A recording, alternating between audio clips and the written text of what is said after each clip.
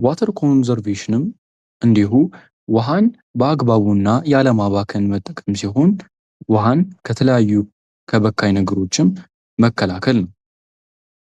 ውሃን በአግባቡ መጠቀም ስንል ውሃን ከተለያዩ በካይ ነገሮች መጠበቅ፣ የጉድጓድ ውሃን በአግባቡና በሚገባው ሁኔታ መጠቀም እና ውሃን ሪሳይክል በማድረግ እንደ አዲስ እንደ ድጋሚ መጠቀምን ያካትታል።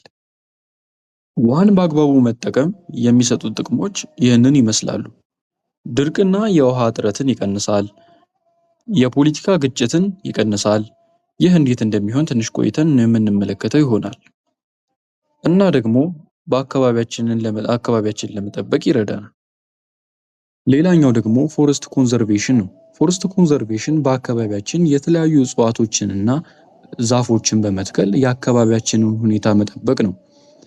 ታዲያ እነዚህ ዛፎችንና እጽዋቶችን በመትከል ለሰው ልጆች ከፍተኛ የሆነ ጥቅሞች አሉት። የመጀመሪያው አካባቢያችንን ነፋሻማና ደስ የሚል ኢንቫይሮንመንት እንዲኖረን ያደርገናል። ሌላኛው ደግሞ የተፈጥሮ የስነ ምህዳሩን ባላንስ ጠብቆ እንዲሄድ ያደርጋል። ሌላኛው ለሰው ልጆች እንደ ጥሬ ዕቃነት የሚያገለግሉ ልክ እንደ እንጨት ለተለያዩ የፋብሪካ ምርቶች እንዲያገለግሉን ይረዱናል። ስለዚህ ፎረስትን ኮንዘርቭ በሚገባ ሁኔታ ኮንዘርቭ አድርገን መጠበቅ ይኖርብናል ማለት ነው።